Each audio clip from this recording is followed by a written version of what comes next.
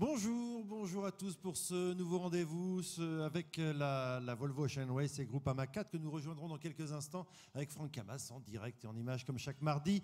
Bienvenue à vous ici au PC de la course à Paris. Bienvenue à vous qui nous suivez sur Internet via via camas-groupama.com comme chaque mardi. Bienvenue à nos invités du jour, des gens habitués, Dino Dimeo, Libération, bonjour, le micro c'est là, ce sera pour tout à l'heure.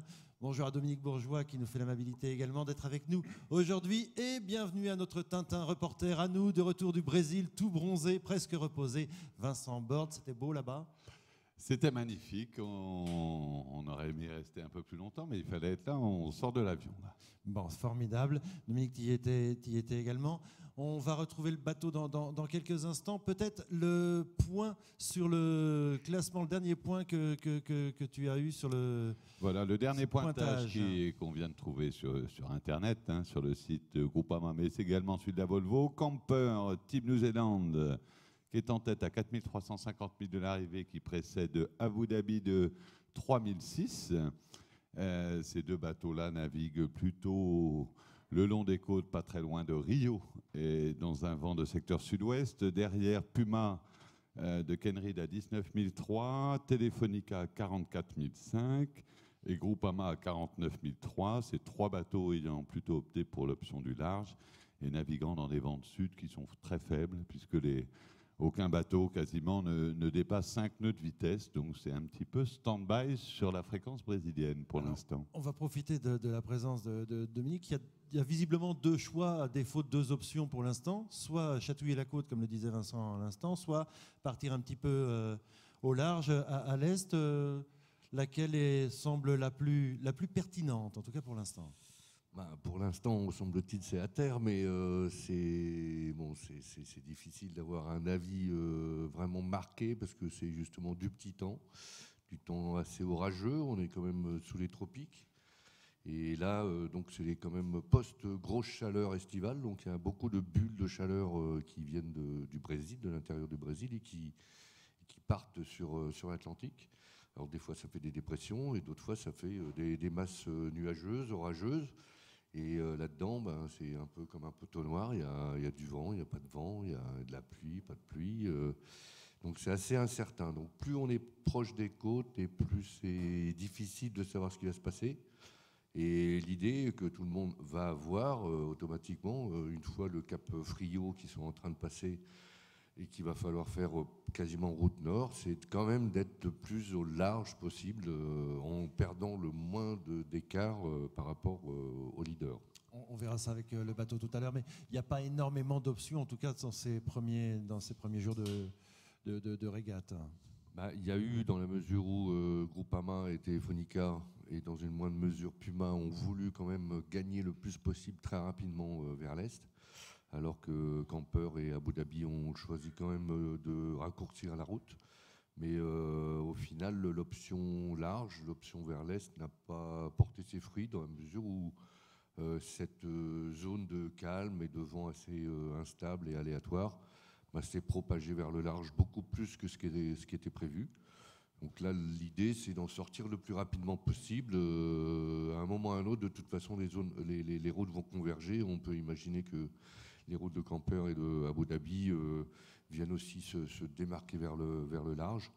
Et donc, il y aura probablement un regroupement à quelques dizaines de milles près. On voyait bien également lors de l'In-Portrait, je ne sais pas si vous l'avez suivi samedi dernier, il n'y avait a priori pas de vent prévu du tout pour la journée. On se demandait même si la course allait pouvoir avoir lieu. On est sorti sur l'eau sur un temps qui était très nuageux, très couvert, avec vraiment une mer totalement plate, pas une risée. Et en 10 minutes, le vent s'est levé pour rentrer 10, 12, voire 15 nœuds à certains moments, pour retomber aussi vite par la suite. Donc c'est, je pense, un petit peu ce type de conditions qu'ont les marins, c'est-à-dire, là, ça ne se lève pas beaucoup, mais c'est très irrégulier, assez difficile à prévoir. On discutait à l'aéroport de São Paulo avec Jean-Yves Bernot, qui est le météorologue qui travaille notamment pour les Espagnols de Telefonica, et qui était tout à fait content et satisfait de voir que Telefonica et Groupama prenaient l'option du large. en pensant qu'effectivement la zone de vent faible serait beaucoup plus étroite au large. Et puis pour l'instant, ce n'est pas tout à fait le cas. Donc on voit effectivement la difficulté qu'il peut y avoir à prévoir une météo dans un système assez orageux comme celui qui traverse actuellement. Voilà, on sort dans quelques instants d'ailleurs avec le bateau. On pourra infirmer ou confirmer ce que tu viens de nous dire. Tiens, à propos, puisque tu parlais, on n'a pas salué nos 39 111 fans sur Facebook et pour lequel tu as la fameuse question du Vincent Borde du mardi. La question pour nous permettre de gagner des t-shirts et des dédicacés et des lunettes. Voilà, alors la question sur des t-shirts tout fraîchement dédicacés. À chaque fois, on les fait dédicacer à l'étape précédente. Donc ça, c'est clair. C'est pas. Non, c'est pas. Il est frais. Il est frais, mon t-shirt. Voilà. Il est frais. Quel a été les 40 ans entre Groupama et Camper lors de la dernière course InPort, justement, dont nous parlions tout de suite, qui s'est courue à Itajaí. Donc des 40 ans entre Groupama premier et Camper deuxième. Et en principe, il y a une adresse pour répondre, Vincent ? Toujours la même, concours.groupama@gmail.com. Voilà. Donc à vos claviers, et vite, parce que c'est souvent le premier qui dégaine qui gagne. Absolument. Et nos camarades qui s'occupent de l'Internet me disaient tout à l'heure que pour le cap des 40 000 fans, il y aura un énorme truc très très important, un jeu pour gagner peut-être même 2 paires de lunettes, allez savoir. Donc le jeu c'est pour très bientôt, donc là la réponse ça doit déjà quasiment être donnée. Nous allons retrouver le bateau dans quelques instants, non pas dans quelques instants, pas tout de suite, donc je vous propose de regarder la première partie du film de la semaine. Tu évoquais la régate InPort qui s'est tenue samedi dernier avec la victoire de Franck. Nous allons voir comment c'était donc samedi dernier, première partie du film de la semaine.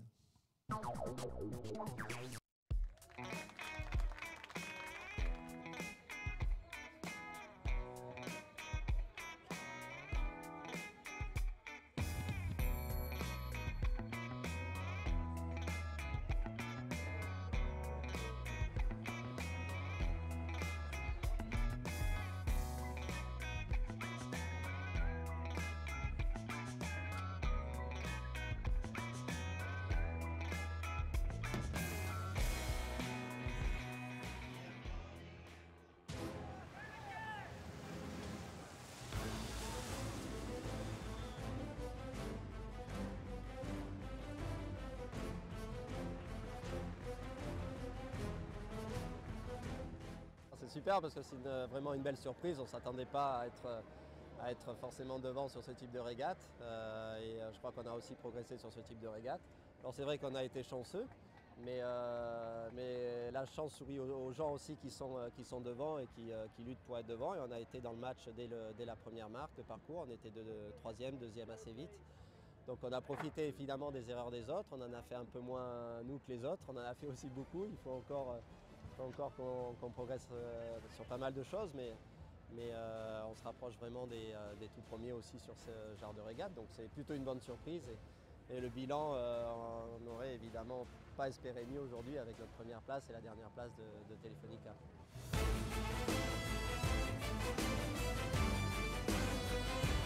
On a trouvé dans une bataille assez intense avec tout le monde au contact, enchaîner les manœuvres. On savait qu'on avait 3 envois de spi normalement, donc à chaque fois repacker le spi c'est intense. On travaille du coup avec du monde en moins sur le pont puisqu'il y en a qui repackent à l'intérieur.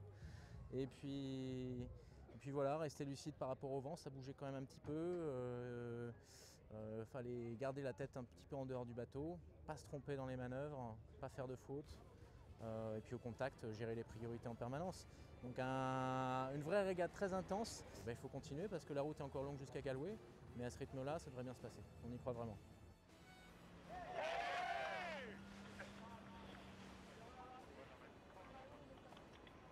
Je te félicite quand même. Ah, bon, il faut que tu viennes. Super, ouais, c'était super. Ouais. Vous nous avez fait un spectacle C'est chaud, c'est extraordinaire.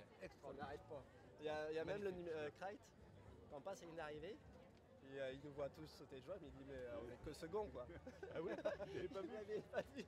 Il était tout le temps dedans à plier le ski et tout, il remontait, il n'avait jamais vu qu'on était seul.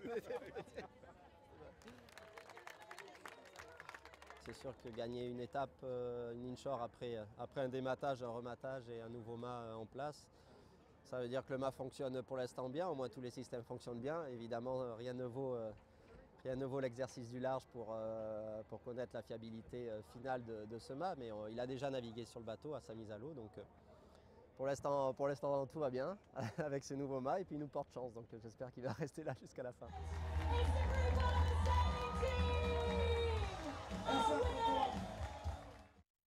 Tout va bien. On salue d'ailleurs Gérard Petitbas qui vient d'arriver ici au PC de la course. Un petit mot sur cette régate que vous avez suivie, messieurs, à Itajaï, puisqu'on dit Itajaï, du suspense, de la sueur et quand même un brin de chance.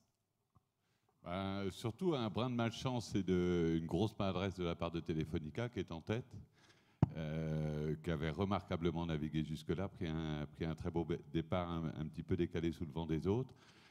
Et un changement de parcours annoncé par le comité de course. Et puis on le voit bien, c'est un petit peu l'anecdote que contait Franck tout à l'heure quand il relate que Martin Kreit est tout à fait surpris de les voir se congratuler à l'arrivée alors qu'ils pensent qu'ils sont simplement deuxièmes et non pas premiers. C'est que ce sont des bateaux qui sont taillés pour l'offshore, pour le large.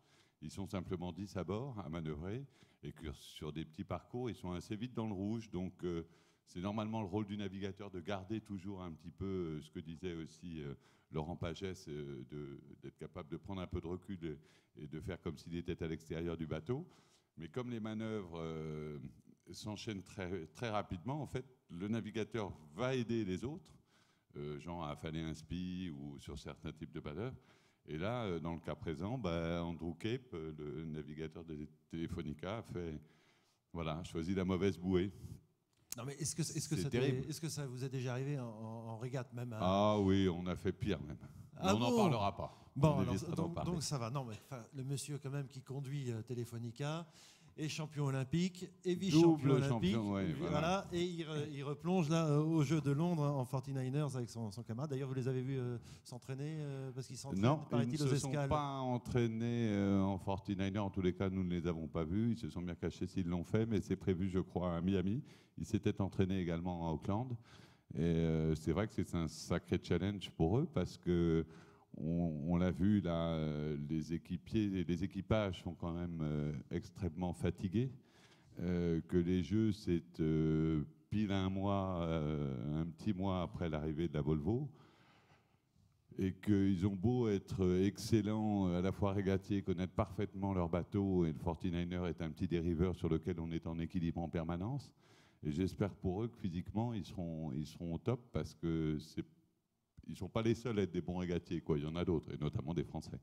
Alors on me dit que dans quelques instants, on va avoir le bateau, mais faites-nous un petit peu rêver. Vous descendez de l'avion, vous revenez du Brésil, il faisait beau, j'imagine. Dans l'avion, non. Non, pas dans l'avion. Très beau, non. Alors un petit peu là-bas sans doute, un petit peu plus qu'ici, c'est pas très difficile. Non, le Brésil, c'est un pays qui est absolument magnifique. On avait l'habitude, grâce à Gérard Petitbas qui est arrivé, et comme tu disais tout à l'heure, d'aller plus dans le nord, sur Salvador de Bahia, où a été jugé 3 fois de suite, en tous les cas pour Groupama, l'arrivée de la Transat Jacques Vabre, qui était une course que Franck affectionnait tout particulièrement parce qu'il l'a remportée 3 fois.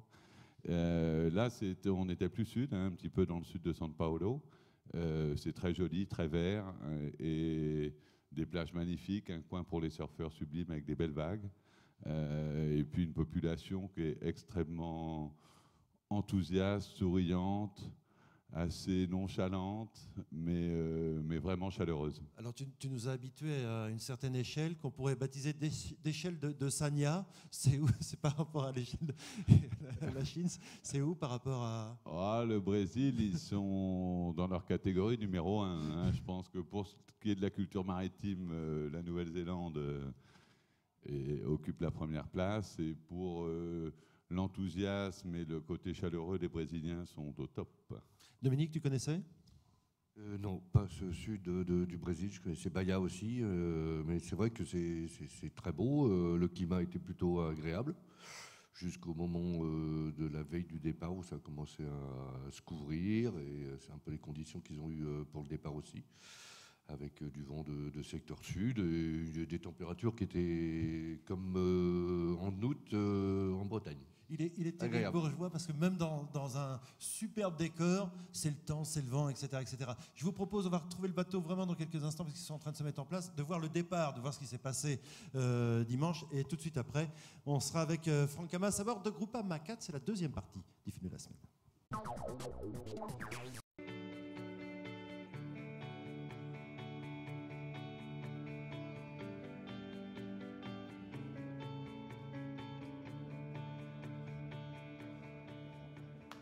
On va surtout essayer de gagner la manche. On essaye de faire le meilleur résultat sur celle-ci. On a dépassé le milieu de la course, donc c'est de plus en plus important. On a une place qui n'est pas mauvaise, une deuxième place aujourd'hui. Et Telefonica est encore à portée de fusil devant nous. Donc on a toutes nos chances et on est surmotivé pour cette étape. Le dématage nous a donné un petit coup d'arrêt dans notre progression, ça c'est évident, mais c'est vrai que sur l'eau, sur les deux précédentes étapes, on était assez à l'aise à l'avant de la flotte. On a prouvé qu'on pouvait gagner une étape et qu'on pouvait également rester longtemps devant sur l'étape du Horn. Donc c'est bon signe, il faut juste être régulier comme ça et pas avoir de mauvaises surprises, mais tout est encore jouable pour la victoire finale.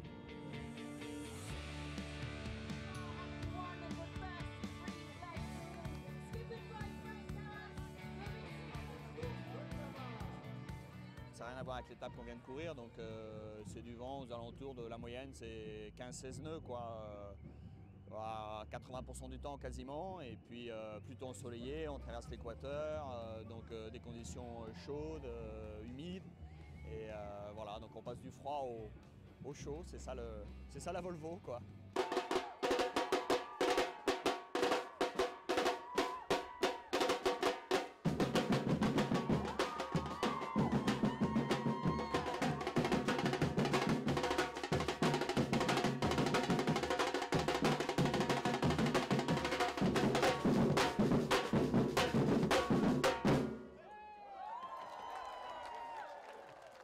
Très heureux et puis oui effectivement la dernière ils ont dématé alors qu'ils étaient en tête, celle que je n'avais pas faite avant, le poteau noir leur a privé la victoire, donc il faut que je revienne à bord. Franck l'a bien compris, je vais remettre de l'ordre et voilà, j'espère que ça va bien se passer pour nous, on est très motivés. C'est une étape qui peut nous réussir, donc il faut continuer à mettre de la pression sur les Espagnols absolument. Il n'y a pas beaucoup de bouée, donc peut-être c'est plus facile pour nous.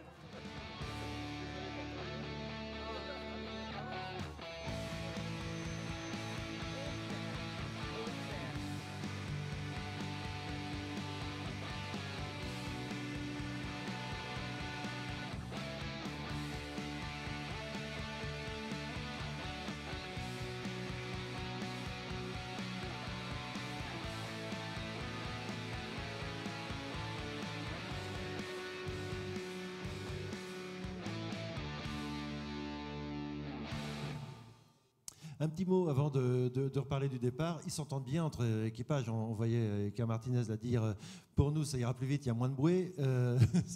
Ils s'entendent plutôt bien. Non, il y a une très très bonne entente et une très bonne ambiance entre les Français et les Espagnols, qui aiment à dire que voilà, ce sont les Latins un petit peu contre les Anglo-Saxons. Et c'est vrai qu'ils s'entendent très très bien.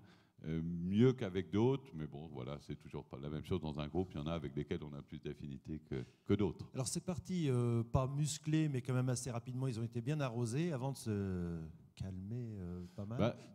D'abord, la première chose, c'est que ce qu'on voit sur ces images du départ, c'est que Groupama est parti avec un choix de voilure un petit peu différent. Les 4 autres concurrents sont partis avec un Solent classique. Et Franck, lui, a choisi de partir avec, ça doit être un A2, c'est-à-dire un fractionné, mais plus long, plus grand. Ils sont partis un petit peu en retard, on les voit, hein, légèrement en retrait. Et le fait d'avoir cette voile-là qui ne permet pas de virer de bord ou d'empanner très facilement, ils ont perdu du temps dans les manœuvres et sans avoir réussi à prendre une position dominante en fait au départ, parce qu'ils sont partis un petit peu en retard. Et puis en plus, ça n'allait pas plus vite avec cette voile-là qu'avec une autre. Donc c'est la raison pour laquelle ils étaient un petit peu en retrait et ils ont quitté le parcours côtier en dernière position. Donc ce qui était quand même très très différent de ce qu'on avait vu la veille. et ce qui montre bien en même temps, la difficulté de choisir la bonne voile, et deux, le fait que les différences entre les bateaux sont extrêmement faibles. Et Franck le dit assez fréquemment, et il ne faut pas l'oublier, c'est que dans cette Volvo, même si on n'a pas la quantité en nombre de bateaux, en termes de niveau sportif, c'est vraiment très élevé. Voilà, et on sera avec Franck dans quelques instants. On va tout vous dire, on a des petits problèmes de son. Le bateau nous entend très très faiblement, donc on essaye de mettre les bons tuyaux. On pourra parler fort. Hein, voilà, on pourra parler très fort, de mettre les bons tuyaux. Comment vous les avez sentis, l'équipage? Parce qu'ils se sont pris quand même un bon coup sur la tête au terme, à l'arrivée de la 5e étape. Comment vous les avez sentis? Super motivés, super...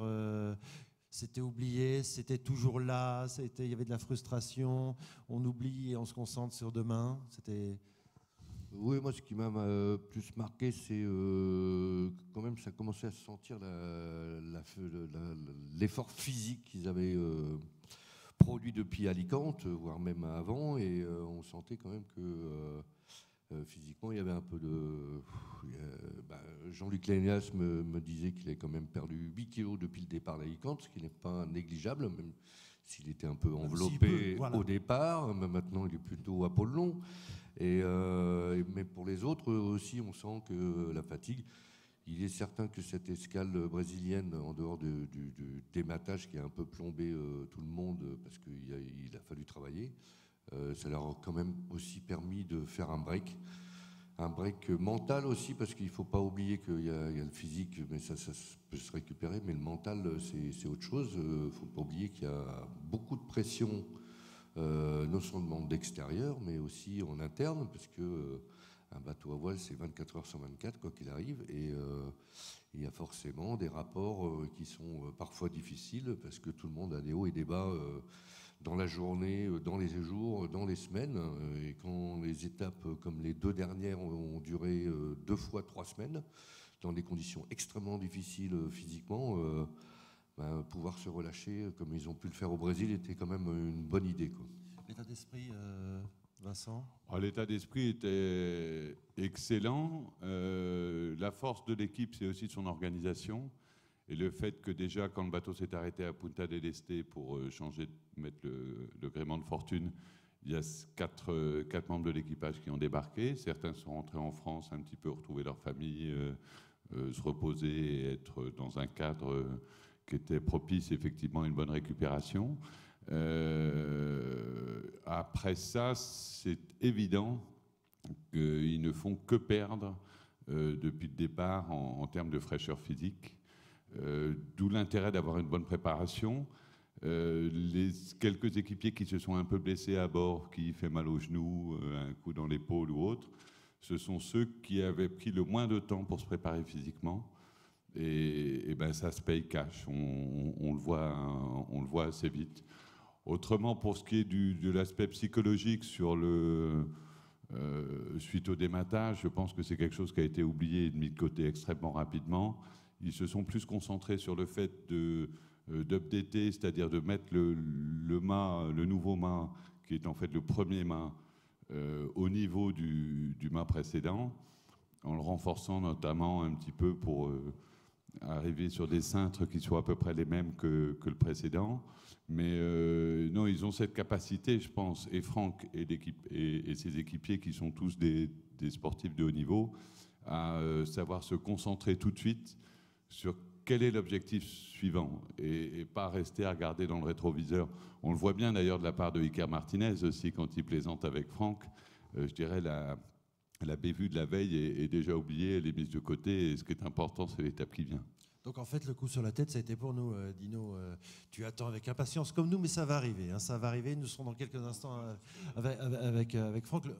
Nous, observateurs, un peu de l'extérieur, on a pris un sacré coup sur la tête. Eux, certainement aussi, mais nous, c'est peut-être, on digère peut-être un petit peu plus difficilement. Ouais, D'un autre côté, on n'était pas au Brésil, Paris. Enfin, c'est pas voilà.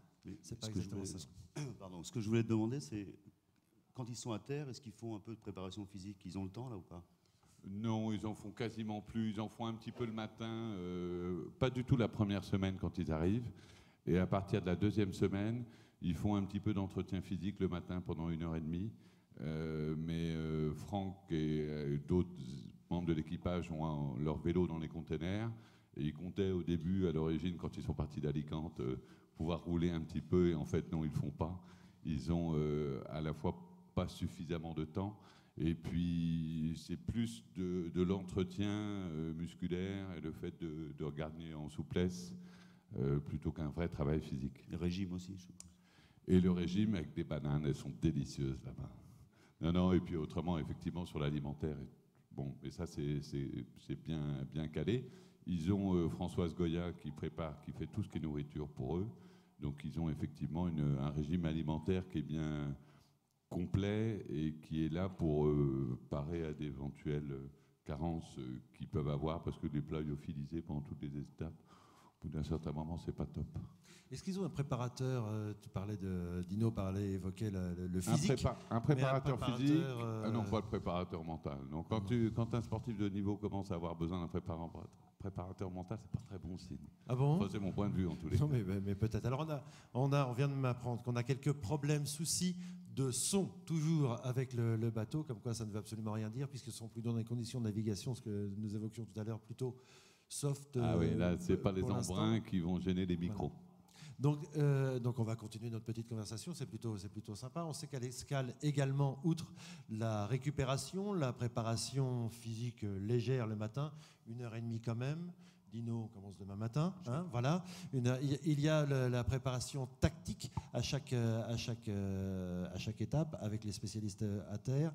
Ça discute 3, 4, 5, 6 jours avant ça prend la deuxième semaine. Hein, ça démarre la deuxième semaine. Alors il y a en fait deux choses. La première, quand le bateau arrive de l'étape précédente, juste après être arrivé, le premier jour ou les 2 premiers jours, en fonction du nombre de choses qu'il y a à voir, ils font le débriefing de l'étape qui vient d'avoir lieu. Après ça, les marins partent en repos. Ils reprennent le lundi suivant.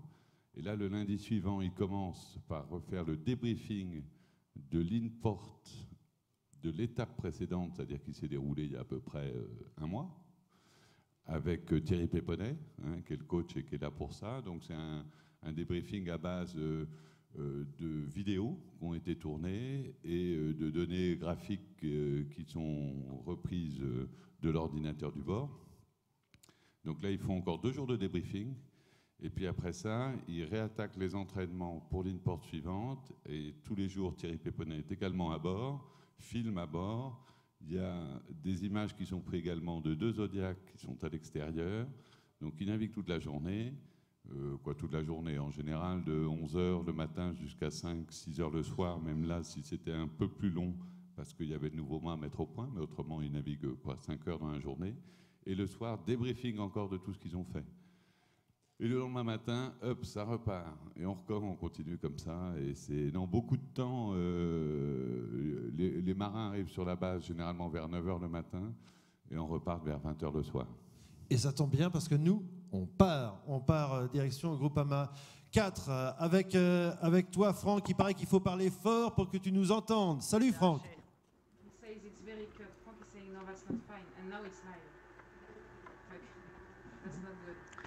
C'est haché. Oui, ça, oui. Et je parle pas brésilien encore. Non, c'est haché, je crois. Sachez, nous, on t'entend très très bien, hein, Franck. Si tu me reçois, pour toi, c'est parfait. Hein, on t'entend très très bien. Non seulement le niveau est très bas, mais en plus c'est haché. Bon, eh bien, on va essayer de passer un petit peu autrement et l'équipe technique s'en occupe pour que ce ne soit pas haché. Et voilà, c'est assez dingue quand même parce que je traverse la planète et je me mets à parler brésilien. Donc on en était portugais. On en était à cette préparation et ensuite arrive la préparation proprement dite de l'étape à venir. Alors l'étape à venir, c'est surtout un travail qui est fait par Jean-Luc Nélias, le navigateur, qui lui généralement ne navigue pas sur l'INPORT, qui est la veille du départ, de manière à bien pouvoir suivre l'évolution des fichiers et des prévisions météorologiques. Et ça, c'est surtout le travail du navigateur, c'est-à-dire qu'il n'y a plus tellement de travail tactique à ce moment-là. Donc le travail de Jean-Luc Nélias, complété un petit peu par celui de Charles Caudrelier, revu par Franck, et puis voilà.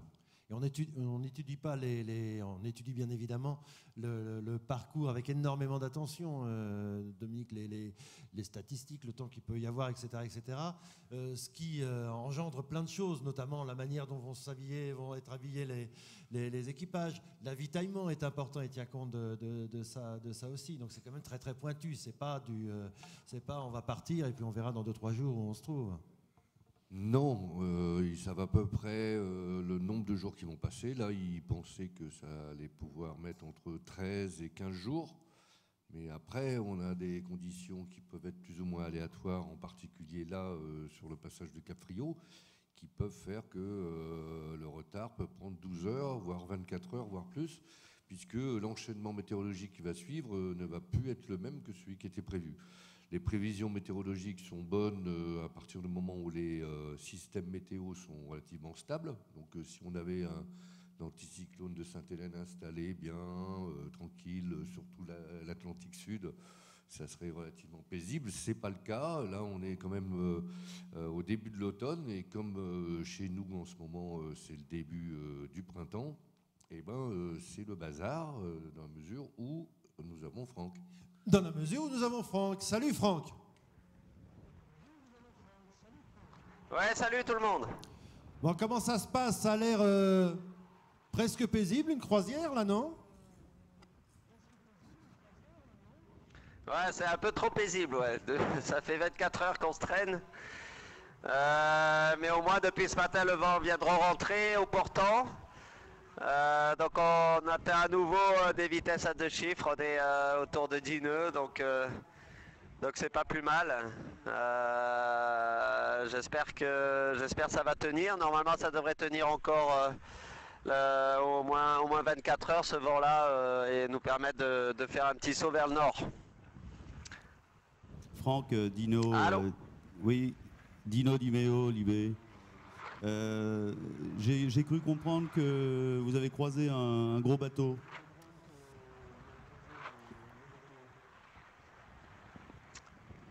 Pardon, est-ce qu'on a croisé notre bateau? Oui, j'ai cru comprendre qu'il y a eu un problème avec un pétrolier, me semble. Est-ce que tu as vu ça aussi ou c'était juste Campeur qui a souffert de ça?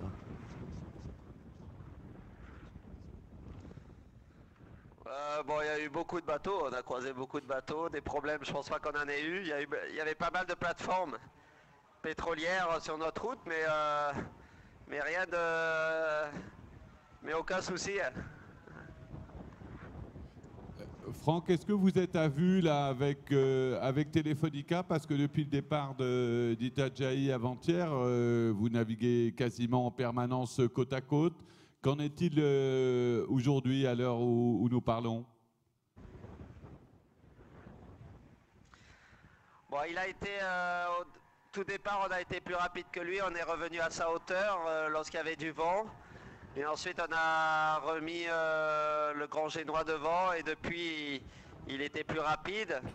Et les dernières 24 heures, il était toujours plus rapide à chaque classement. Donc, en fait, il est parti devant, on l'a perdu de vue.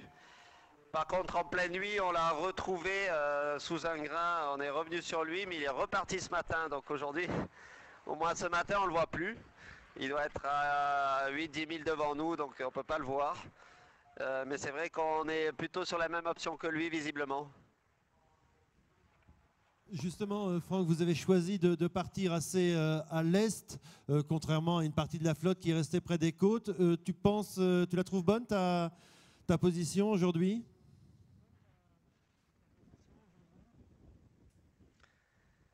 Ouais, on a fait une route qui s'écarte pas mal de la côte. On est une centaine de milles de Capo-Frio. C'était le but. C'est une zone qui est plutôt à risque à terre avec pas mal d'instabilité. Donc on voulait s'écarter de cette zone à risque. Après, c'est difficile de savoir jusqu'à combien d'écart il faut avoir. On a été avec Telefonica les bateaux qui ont pris le plus d'écart, peut-être le moins de risques. Visiblement, pour l'instant, c'est Puma qui a trouvé un bon compromis, à mon avis. Mais le gain ou le gain de cette option, on le verra peut-être lorsque les alizés vont arriver. Donc c'est pas tout de suite. C'est au moins 48 heures avant qu'on s'installe dans les alizés. Et là, on pourra faire le bilan. Ce qui est sûr, c'est qu'à partir du moment où on entre dans les alizés, le bateau le plus est sera favorisé par l'angle. D'ici là, c'est assez instable et les fichiers, évidemment, dans cette instabilité, ne nous donnent pas la vérité. Donc voilà, on essaye d'utiliser le vent que l'on a en s'écartant petit à petit de la côte et en ayant le bon compromis par rapport à la force du vent que l'on a actuellement. Franck, passer l'équateur dans ce sens-là, c'est pas tellement une habitude dans toutes les courses qu'on fait en France. Est-ce que ça demande quand même une préparation très spéciale?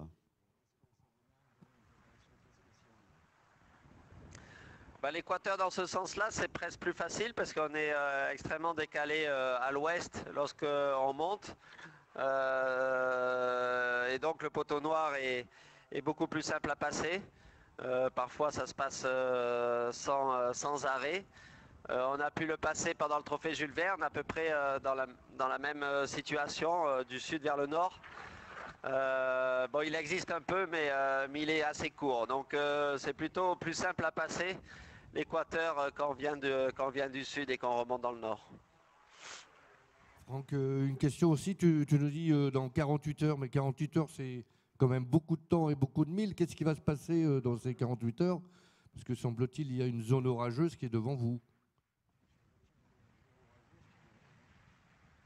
En fait, là, on va avoir du vent visiblement assez constant et plutôt bien établi pendant les prochaines 24 heures. Et on va retomber dans une zone de transition avant d'atteindre les alizés.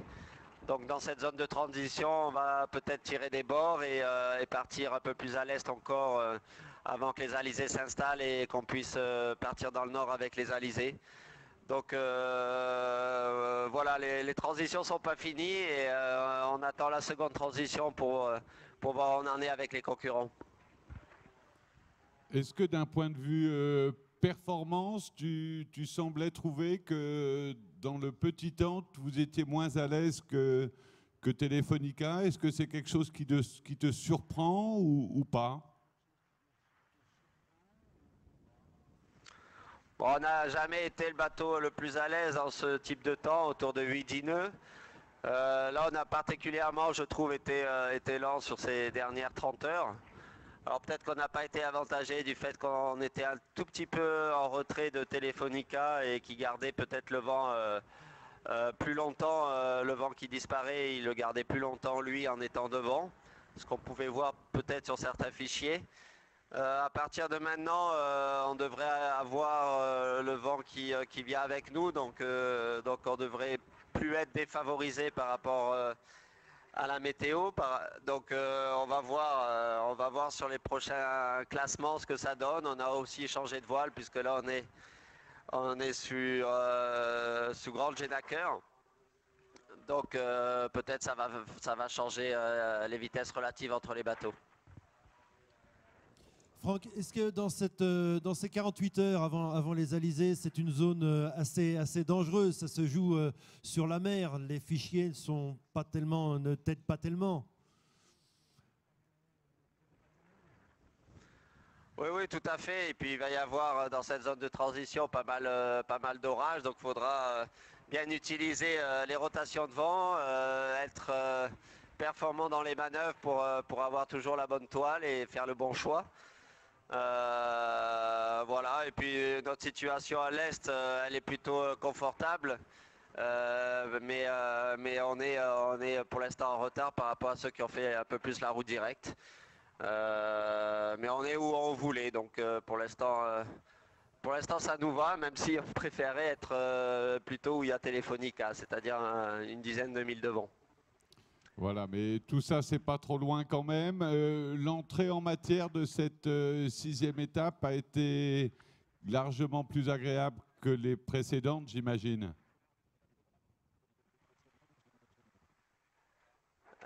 Pardon, mais c'est très haché là. Ah, bah c'est tellement haché qu'il est parti. Il va revenir. Non, peut-être pas. Non, ça, on appelle ça un drop. Voilà. Donc, Bah, ils vont écoute, rappeler, quand vous aurez le bateau, s'ils rappellent, vous les remerciez. Je pense qu'on a l'essentiel des informations qu'on pour le souhaitait moment. avoir avec eux, donc on ne va pas les embêter trop longtemps non plus. Une petite question, c'est ce que tu disais, le vent, là, ça peut se lever d'un coup, et avec ces fameux grains dans cette fameuse zone, c'est ce que disait Franck à l'instant, c'est ça? Oui, tout à fait. En fait, là, ils sont dans un petit flux de sud. Bon. Et Attends, on a Franck, on va quand même le remercier. Merci à toi, Franck, d'avoir été avec nous. Oui, allô? Ouais, Ouais. tu nous entends? Très jolies les lunettes. Je reçois bien à nouveau. Bon, merci. Une dernière question. Donc, j'avais du mal à regarder la caméra. Bon, On dis-moi. va vers l'est et le matin on a le soleil pile dans l'axe du bateau. Bon, ouais, on voit ça. En tous les cas, ce sont des conditions qui sont moins fatigantes, on imagine, que celles du départ de l'étape précédente. Voilà, je crois qu'effectivement on a eu l'étape qui a été la plus facile sur les premiers jours. On avait toujours été relativement mal servi sur les précédentes étapes. Or là, on a fait notamment la première après-midi, c'était vraiment agréable avec du vent au reaching où les bateaux allaient à 22 nœuds et sur une mer vraiment plate et vraiment agréable, ça tapait pas du tout. Donc ça a été un départ sympa et en douceur, a permis à l'équipage de reprendre le rythme du large sans souci. Voilà, maintenant on espère que ça accélère un petit peu parce que c'était un peu mou et voilà, on trouvait un peu le temps long la nuit dernière.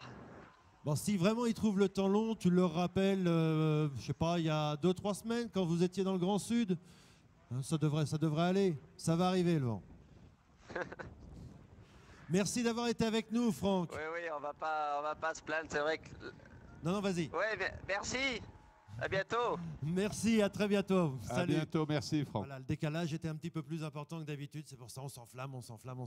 Donc pour finir, là, il a un vent moyen, ça peut monter d'un coup, ça peut baisser aussi d'un coup. Hein, c'est pour comprendre le béotien que je puisse comprendre. Ils vont arriver, je pense, la nuit prochaine brésilienne dans une zone plus orageuse, plus chargée de nuages. Et là, ce sera un peu plus compliqué. Il faudra jouer avec les nuages, il faudra jouer avec les petites brises d'un côté, les calmes de l'autre. De toute façon, c'est une étape quand même un peu particulière. C'est une étape tropicale, puisque là, ils sont partis de 28 sud, je crois, pour aller sur 20 et quelques nord. Donc, c'est essentiellement tropical. Donc, c'est une étape de grosse chaleur.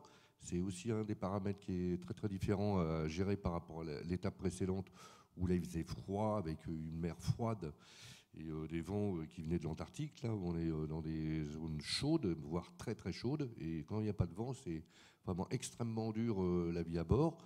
Parce que dehors, ça cogne. Il peut y avoir des chaleurs qui dépassent les 35 degrés à l'ombre. Et quand il n'y a pas de vent, et à l'intérieur, c'est vraiment l'enfer, quoi. Donc c'est très très difficile à vivre parce qu'on est en sueur dès qu'on fait quelque chose. Et en dehors des odeurs qui sont assez prégnantes aussi, chaque mouvement devient un gros effort physique. Et le problème est la déshydratation, donc il faut boire énormément. Dino, un mot? Non, ça fait rêver, 30-35, ça fait rêver. C'est pour ça. On va se quitter. La réponse à la question de la semaine, Vincent, évidemment, ça a été gagné depuis bien longtemps, évidemment. Donc la question était... La question était quel écart de temps entre Groupama et Camper lors de la régate Inport d'Itajaí? La réponse est 48 secondes en faveur. Oui, voilà. L'avait. Voilà, on l'avait. On y était, on avait déclenché les chronos avec Gérard. Merci d'être venu nous rendre visite ce mardi. Merci Dominique et bonjour à la Bretagne. Vincent, on te retrouve jeudi pour la vacation. On va reprendre les bonnes habitudes.